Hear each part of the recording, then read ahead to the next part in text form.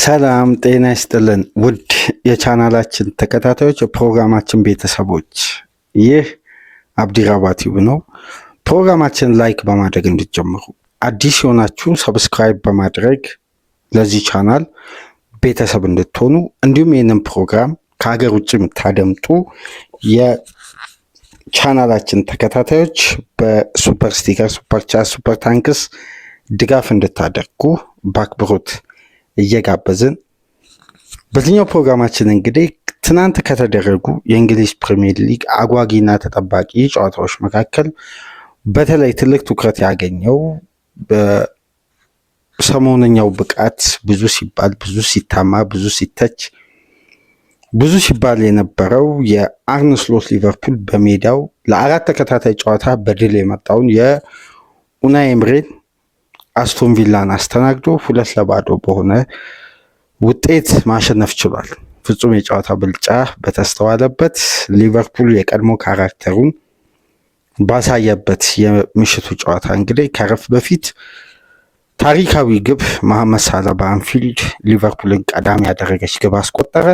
ከረፍት በኋላ ከጉዳት የተመለሰው አማካዩ ራያን ግራቨንበርክ አስቆጥሮ ሊቨርፑል ጣፋጭ ድል ከረጅም የሽንፈትና ተደጋጋሚ ነጥብ መጣል በኋላ እንግዲህ በአስደናቂና ጣፋጭ ውጤት በሚታወቁበት ብቃት ሊቨርፑሎች በተመለሱበት ጨዋታ እንግዲህ አርነ ስሎት ወደ አሸናፊነት የመለሳቸውን ከተከታታይ ጨዋታ ሽንፈት በኋላ በብዙ ርቀት በዘንድሮ የውድድር ዓመት ከታዩ የሊቨርፑል የፕሪሚየር ሊግ ጨዋታዎች መካከል በልዩነት እስካሁን ድረስ ሊቨርፑል ሲያሸንፍም ሲሸነፍም ከነበሩ እንቅስቃሴዎች ውስጥ አሳማኝና ትክክለኛውን አይደንቲቲ የተላበሰውን ሊቨርፑል ለመጀመሪያ ጊዜ የ2025-26 የውድድር ዓመት ከጀመረበት ጊዜ አንስቶ ምርጡን ሊቨርፑል ያየ ነው ማታ ነው።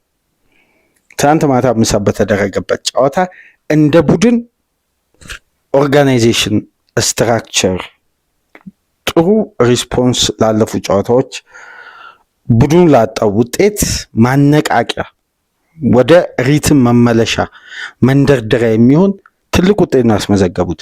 በዚህ ጨዋታ ዙሪያ የተለያዩ ጉዳዮችን አንስተን በዚህ ፕሮግራም እንመለከታለን። ከዚህ ፕሮግራም በመቀጠል ለእግር ኳሱ ቤተሰብ ብዙ ማዝናኝ ባይሆንም ውጤቱ ግን ትልቅ 3 ነጥብ የተመዘገበበት የለንደን ደርቢን እና ታክቲካል የበላይነት ያስመዘገቡት ኤንዞ ማሬስካን በተመለከተ ቶትናም ከቼልሲ 1-0 በጆዋው ፔድሮ ብቸኛ ግብ የተጠናቀቀውን ጨዋታ ምንመለከት ይሆናል። ይሄ ፕሮግራም ግን በስፋት ቆይታ የምናደርገው አርነ ስሎት መሐመድ ሳላ ሊቨርፑል እንደ ቡድን በድጋሚ የተመለሰበት ወደ ደረጃው ሰንጠረዥ ቶፕ 4 በአንድ የተመልሰው 3ኛ ደረጃ ላይ መቀመጥ የቻሉ ከቦርንማውዝ ጋር በነጥብ እኩል ሆነው በግብ ልዩነት አንሰው 3ኛ ደረጃ የተቀመጡበትን ውጤት አስመዝግቧል። በአንዴ ወደ ከ9ኛ ደረጃ ማለት ሊቨርፑል ጨዋታውን ሲጀምር 9ኛ ደረጃ ነበር። ከዛም በኋላ ወደ 3ኛ ደረጃ ነው በአንዴ ከዚህ ድል ካስመዘገቡ በኋላ መመለስ የቻሉት። እስኪ የምሽቱ የሊቨርፑል እንቅስቃሴ ብልጫ፣ ጨዋታው ላይ የነበረው ፍላጎትና ተነሳሽነት ከየት መጣ? ይሄ ሁሉ ኦርጋናይዜሽን፣ ይሄ ስትራክቸር፣ ይሄ ባላንስ ከየት ሊመጣ ቻለ? እያንዳንዱ ጉዳይ ነጥብ በነጥብ እናነሳለን። ተጋጣሚው ቪላ መሆኑ የትናንትናው ድል በዘንድሮ የሊቨርፑል ሲዝን ላይ ተስፋ እንዳይቆረጥ መደምደሚያ ላይ እንዳይደረስ ሊቨርፑል አፈር ልሶ ሊነሳ እንደሚችል ትልቅ ፍንጭና ትልቅ ብርሃን የገለጠ ነው ለሊቨርፑል ደጋፊዎች። ይህን ስንል ከብዙ መነሻ ነው። እያንዳንዱ ጉዳይ ነጥብ በነጥብ እናነሳለን። ሊቨርፑል ከረጅም ጊዜ በኋላ ምናልባት ካልተሳሳትኩ ከበርንሌ ጨዋታ በኋላ ለመጀመሪያ ጊዜ ክሊንሺት የጠበቀበት ጨዋታ። ክሊንሺት እንግዲህ ቡድኑ 18-19 ግብ በዘንድሮ የውድድር ዓመት አስተናግዷል። አምና በዚህ ወቅት ሊቨርፑል እንደ ቡድን ያስተናገደው በሁሉም ውድድሮች በሚያስገርም ሁኔታ 8 ግብ ብቻ ነበር።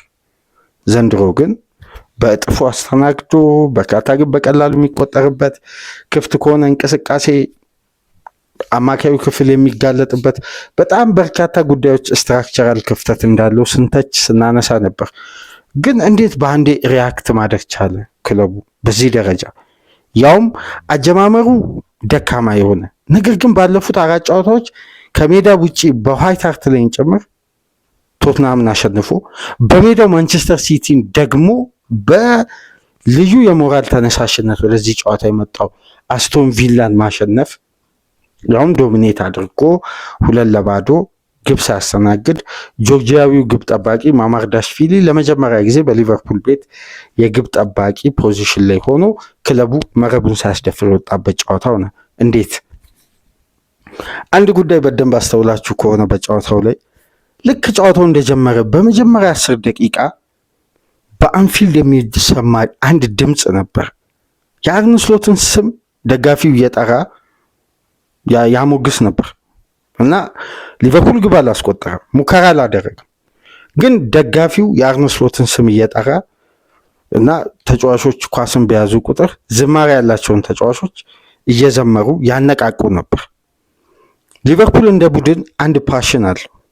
ክለቡ በውድቀት ውስጥ ቢሆን የቀድሞ ጥንካሬውን ባይዝ ደካማ ብቃት ውስጥ ደካማ ውጤቶች ውስጥ ቢኖር ሁሌም ሊቨርፑል አፈር ልሶ እንዲነሳ ከሚያደርጉ የተለየ ኃይል መካከል እንደ 19ኙም የእንግሊዝ ክለብ ያልሆነ ሁሌም ደጋፊው ከክለቡ ጎን ቆሞ ሳያግሮመርም ድምፅ ሳያሰማ በሽንፈት ውስጥ ከክለቡ አጠገብ ቆሞ የሚሰጠው ድጋፍና ተነሳሽነት ሁሌም ቡድኑ አንዴ ወደ ሪትም ሊመጣ እንደሚችል የእግር ኳሱ ቤተሰብ ኤክስፔክት የሚያደርገው የሊቨርፑል የተለየው ኃይል ደጋፊው ነው።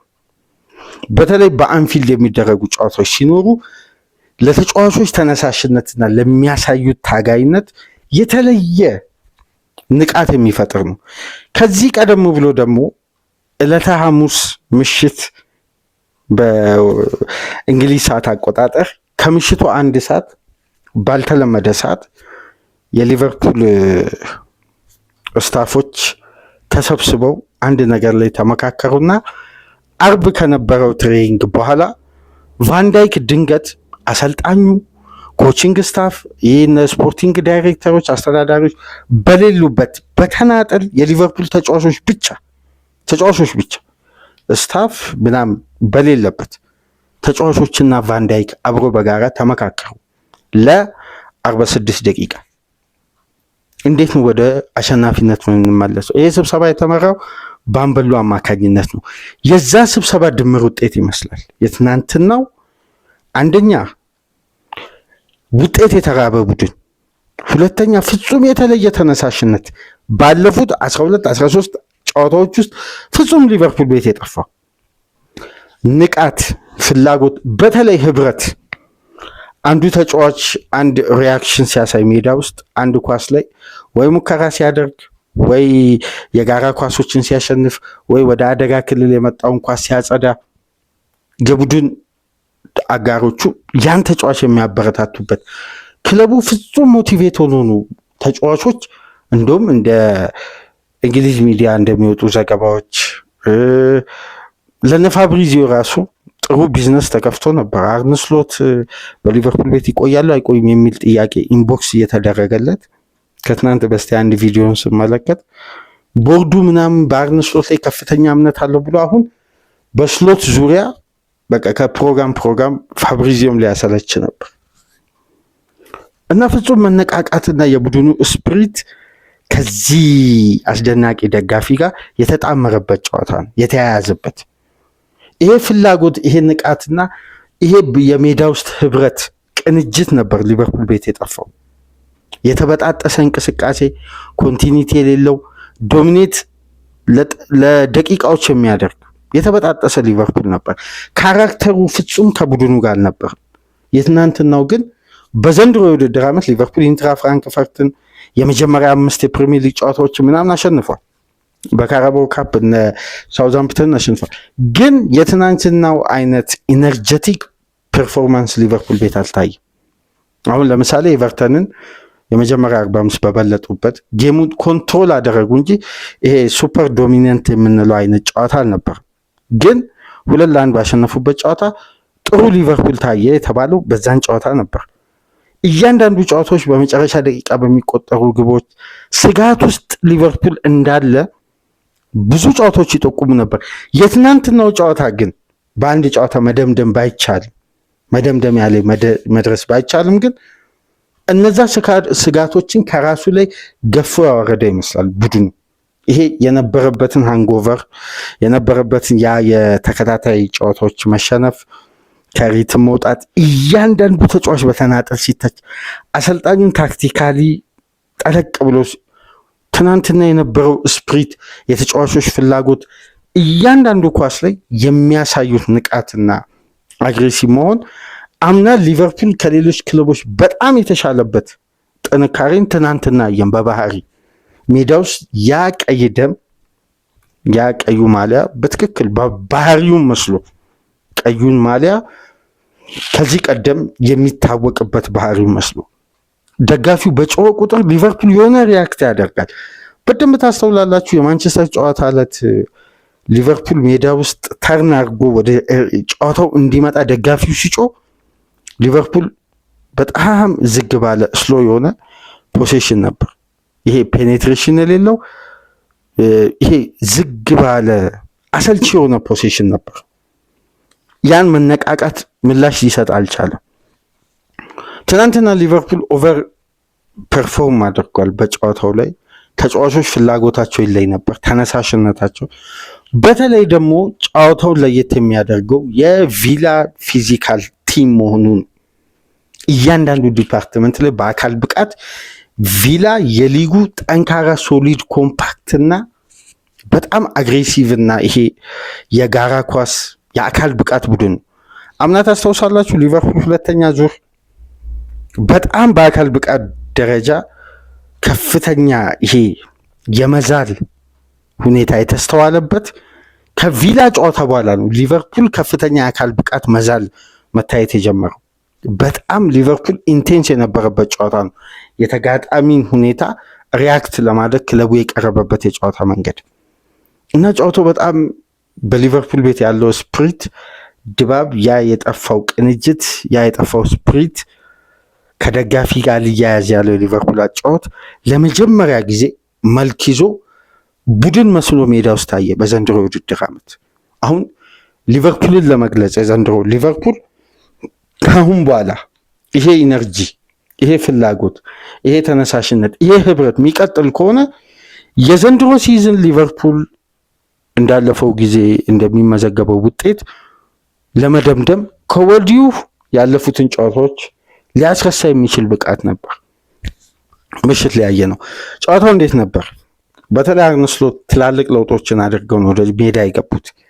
የመጀመሪያውና የጨዋታውን ትልቁን ለውጥ ያደረጉት በግሌ የተመለከትኩት አንዲ ሮበርትሰንን በሜሎስ ኬርኬዝ ሲቀይሩ የሊቨርፑል ቢልድ አፕ ባላንስ በአንዴ ተስተካክሎ መልክ ያዘው። ለዚህ ነው ሊቨርፑል ኦቨርሎድ ከተጋጣሚ እንዳይቀርብበት ካደረጉ ትላልቅ ምክንያቶች መካከል የአንዲ ሮበርትሰን ቋሚ ሆነው መሰለፍ ነው።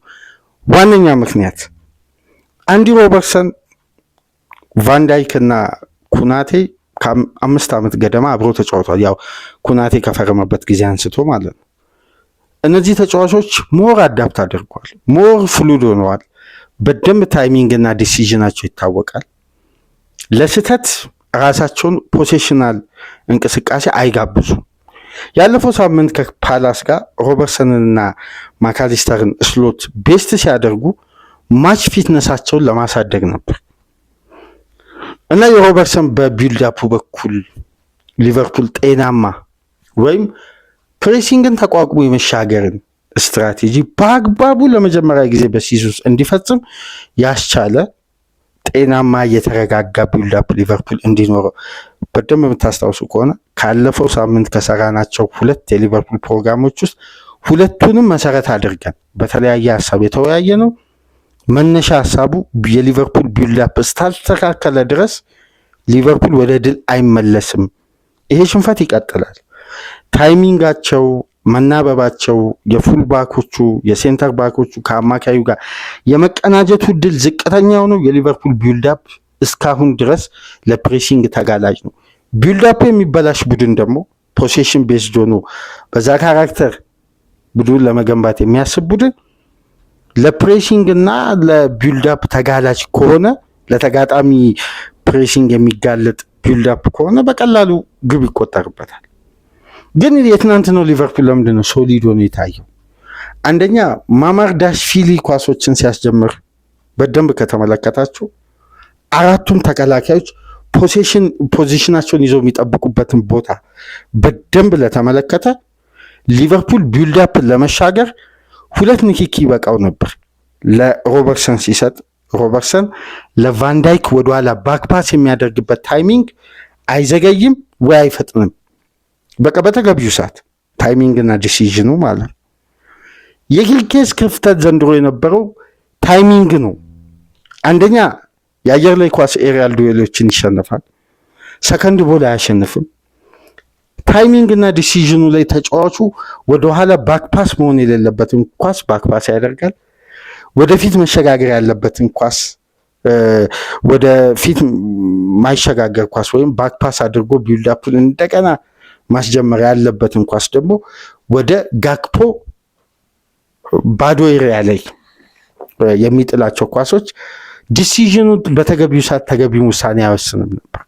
አሁን የሮበርትሰን ኤክስፒሪየንስ በተለየ ሁኔታ በትናንትና ጨዋታ የተመለከትነው የላይን ብሬኪንግ ፓሱ ለአማካይም የሚሰጠው ለቫንዳይክ የሚሰጠው ሊቨርፑልን ለፕሬሲንግ ተጋላጭ የሚያደርግ ሳይሆን ሊቨርፑልን ከተጋጣሚ ፕሬሲንግ የሚያወጣ።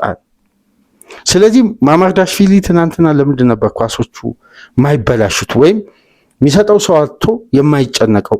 በየትኛውም ኤሪያ ላይ ቢሰጥ ሊቨርፑል ቢልድ አፕ አይበላሽም ነበር። ጤናማ ትራንዚሽን አለ። አንደኛው የሮበርትሰን ቤስት መሆን የተጋጣሚ ፕሬሲንግ ለመሻገር። ሁለተኛው በአስደናቂ ሁኔታ የአሌክሲስ ማካሊስተር የቀድሞውን የብቃቱን ፊትነስ ማግኘቱን። አሁን ማካሊስተር ካሁን በኋላ የትናንትናውን አይነት ኢነርጂ፣ ብቃት፣ ተነሳሽነትና አካል ብቃቱ እንደ ትናንትናው ከሆነ የሊቨርፑል ትልቁ የባላንስ ችግር በአንድ ጨዋታ እንዴት ሊመለስ ይችላል? አሁን እስካሁን ድረስ ስንወያይ የነበረው ሊቨርፑል በየትኛውም መንገድ ቢሆን እያሸነፈ ራሱን መልክ ማስያዝ ነው ያለበት ነበር። አሁን እንደምንም ከማሸነፍ ይልቅ ማሸነፍ የሚለው ምክንያቱም ማካሊስተር ፊትነሱ አስተማማኝ ከሆነ የሊቨርፑል ባላንስ ይጠበቃል። የሊቨርፑል ባላንስ ተጠበቀ ማለት ደግሞ ትናንትና ከቁርጭምጭሚት ጉዳት የተመለሰው ራያን ግራቨንበርች እንዴት ነበር ነፃነት የሚያገኘው?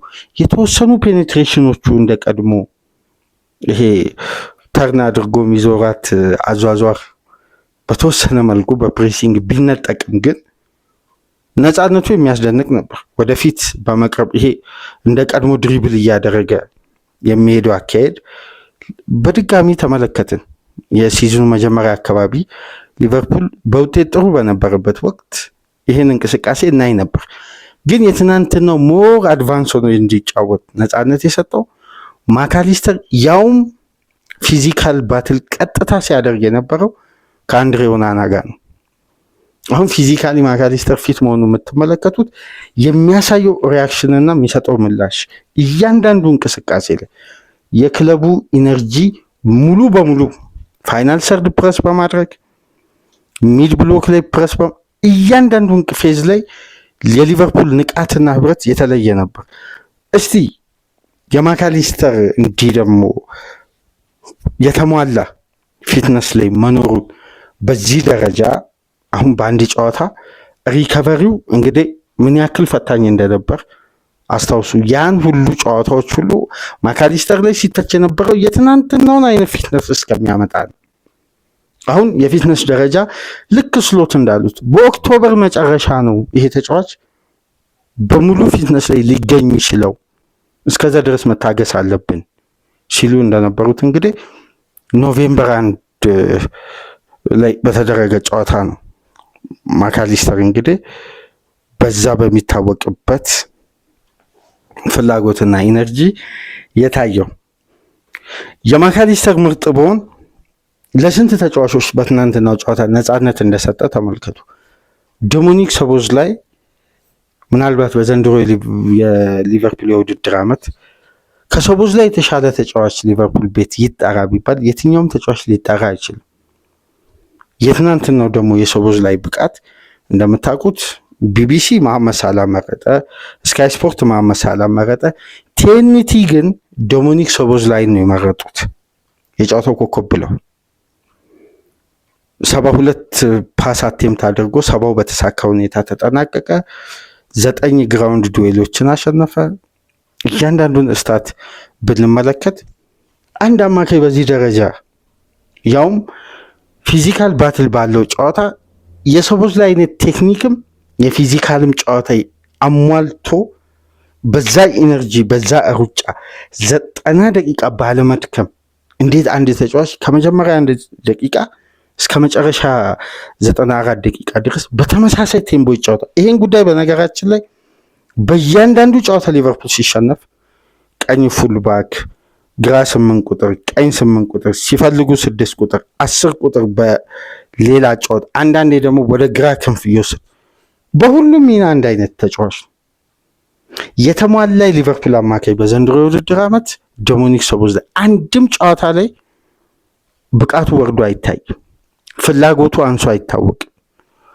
ተጫዋቹ ተነሳሽነቱና ይሄ ፕሬስ የማድረጉ አቅም ከጨዋታ ጨዋታ በጣም ኢንቴንሲቲው እየጨመረ ነው። የትናንትናው ግን የሊቨርፑል ሃይ ፕሬስ እንደ በፊቱ ሊቨርፑል ሃይ ፕሬስ አድርጎ ግን ለትራንዚሽን የሚጋለጥ አይደለም። ሊቨርፑል በከፍተኛ ሃይ ፕሬስ ትላልቅ እድሎችን 2 አገኘ ከረፍ በፊት። አንዱን ሶቦዝ ላይ ማስቆጠር የሚችለውን ኳስ አባከነ። ሁለተኛውን ሂጎ ኤኪቲኬ ያስቆጥሮ በኦፍሳይድ ተሻረ። የኤኪቲኬን ኳስ እንዴት ውበት የተሞላው እንደነበር እናስታውሳለን። ግን ኤኪቲኬ ያስቆጥሮ የሊቨርፑል የትናንትናው ጨዋታ ምን ያክል በሃይ ፕሬስ እና ከፍተኛ ኢነርጂ የተሞላው የአምናው አይነት የክለቡን ካራክተር የተመለከት ነው። ኤኪቲኬ አስቆጥሮ ሊቨርፑል 1 ደቂቃ በኋላ ነው የጨዋታውን መሪ ያደረገችዋን ግብ መሐመድ ሳላህ በሃይ ፕሬስ ይሄ ከቦክስ ውጪ ኳሷ እስከምትወጣ ድረስና ግብ ጠባቂው የመጀመሪያ የቢልድ አፕ ተችን እስከሚያደርግ ድረስ ተጠቅመው ወዲያው ኤሪያል ማርኪንግ ይሄ ዞናል ፕሬስ የሚያደርጉ ዞኑን በደንብ ፕሬስ በማድረግ ተጋጣሚ በራሱ ፓስ እንዲሳሳት ማድረግ። አሁን ማንቶማን ፕሬሲንግ የተጫዋቾችን ጉልበት፣ ፍጥነት፣ ይሄ ፋይት ማድረግ ምን አካል ብቃትን ለተሟላ ቀጣይ ጨዋታዎች እንዳይዘልቅ ያደርጋል። ስለዚህ ዞናል ፕሬስ ማድረግ ደግሞ በኢነርጂ ሶቦዝ ላይ ኤኪቲኬ፣ ጋክፖ የነበራቸው የፕሬሲንግ አቅም ትናንትና በልዩነት ይነሳ ነበር። ማካሊስተር እና ግራቨንበርግ የደብል ፒቮቱ ሚና ከሴንተሯ ውጪ ዞር ሳይሉ ሊቨርፑል ለሃይ ተርኖቨር እንዳይጋለጥ በበቂ ሁኔታ አማካዩን በተሻለ አቅም ካለፉት ጨዋታዎች ኮምፓክት ለማድረግ ጥረዋል። በዚህ እንቅስቃሴ ነው እንግዲህ ዲቦ ማርቲኔዝ የተሳሳታትን ፓስ ማርቲኔዝ ፓስ አደረገ። ሳላ እንደመጣ ሳያቆም ነው በቀኝ እግሩ ሊቨርፑልን ቀዳሚ ያደረገችዋን ግብ ማስቆጠር የቻለው።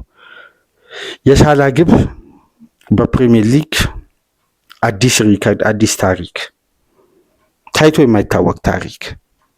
አንዳንድ ሪከርዶች ለማመን የሚከብዱ ግን አንድ ጉዳይ ለሊቨርፑል ደጋፊዎች እዚህ ጋር ለማንሳት በአለፈው ሳምንት ይመስለኛል ካልተሳሳትኩ አንድ ፕሮግራም ስንሰራ የመሐመድ ሳላህ ጉዳይ እንዲህ አይነት ወርልድ ክላስ ተጫዋችን በዚህ ደረጃ ማጥላላት፣ መተቸት፣ የተለያዩ ነገሮች ተገቢ አይደለም።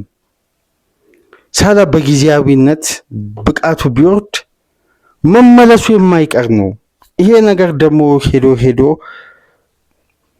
እና በበርካታ ሚዲያውም የሚዲያ ባለሙያዎችም በእግር ኳሱ ቤተሰብም ዘንድ ሊቨርፑል በአምናው ብቃት ተሸውዶ ነው የሚል ማስተያየት እንመለከት ነበር። በርካታ ትችቶች ግን መሐመድ ሳላህ ላይ ደርሱ ነበር።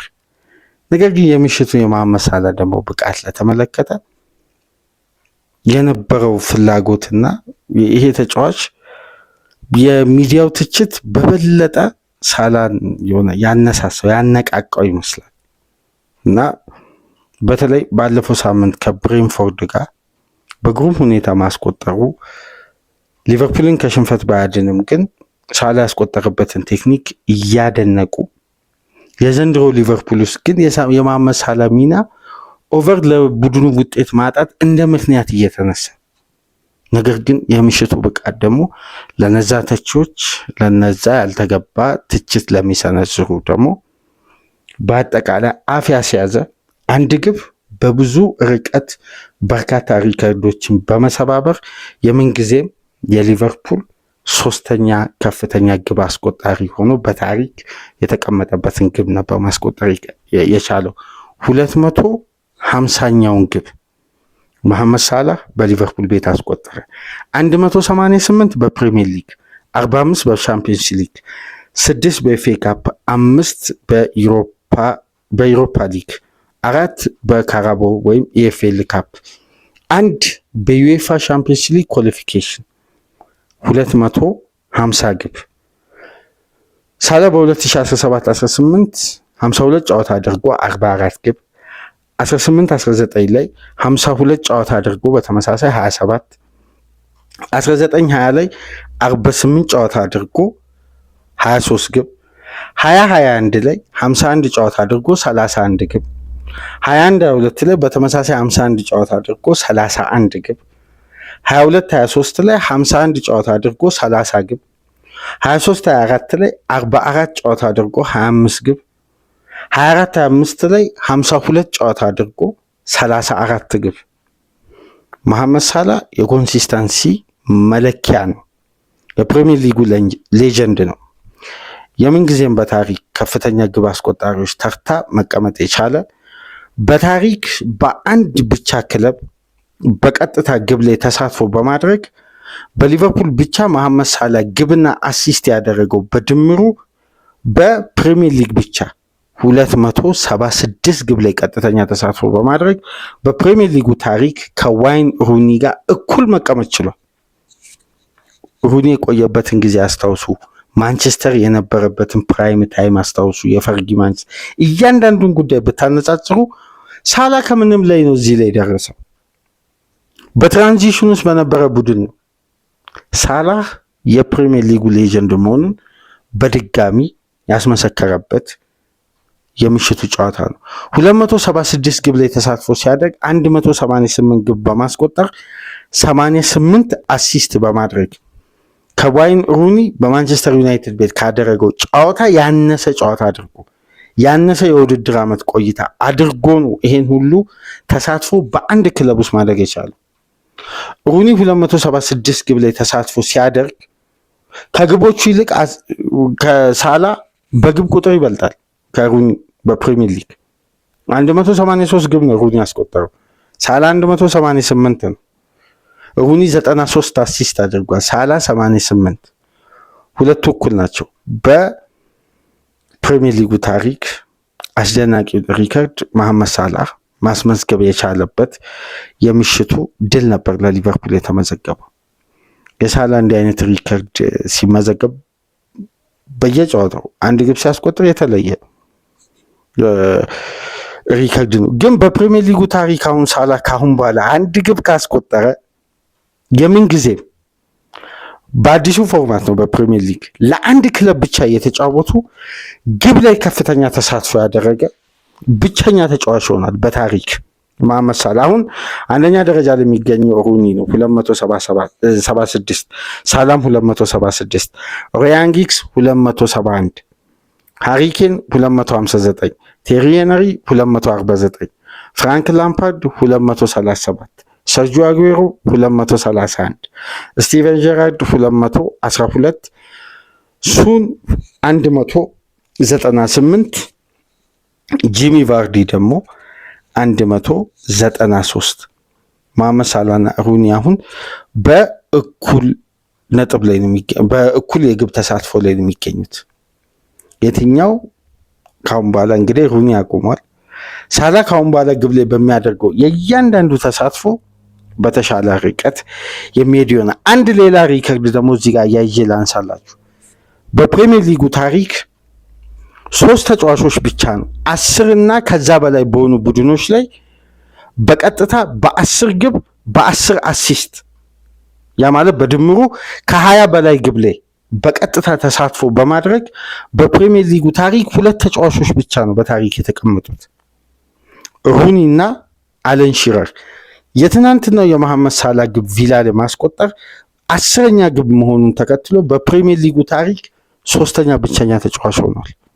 ከ10 በላይ ክለቦች ላይ ከ10 በላይ የግብ ተሳትፎ በማድረግ በታሪክ 3ኛና ብቸኛ አሰልጣኝ አልኩ ተጫዋች ሆኗል።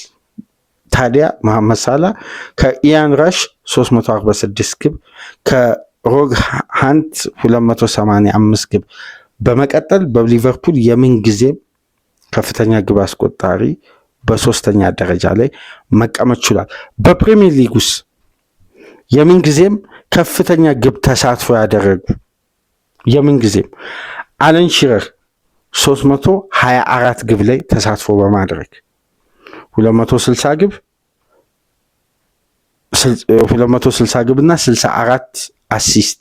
ያው ይሄ ማለት በብላክበርን እና በኒውካስል ያለው ነው። ዋይን ሩኒ 331 ግብ ላይ ቀጥተኛ ተሳትፎ በማድረግ 208 ግብ በማስቆጠር 103 አሲስቶች ላይ በቀጥታ ተሳትፎ በማድረግ መሐመድ ሳላ 279 ግብ ላይ ተሳትፎ በማድረግ እንግዲህ 3ቱ ግቦች በቼልሲ ቤት የተመዘገቡ ናቸው ማለት ነው። መርሳት የሌለብን 190 ግብ ከ89 አሲስት ጋር የምን ጊዜም እንግዲህ ምርጥ የፕሪሚየር ሊጉ ተጫዋቾች ተርታ መቀመጥ ከቻለ ቆይቷል።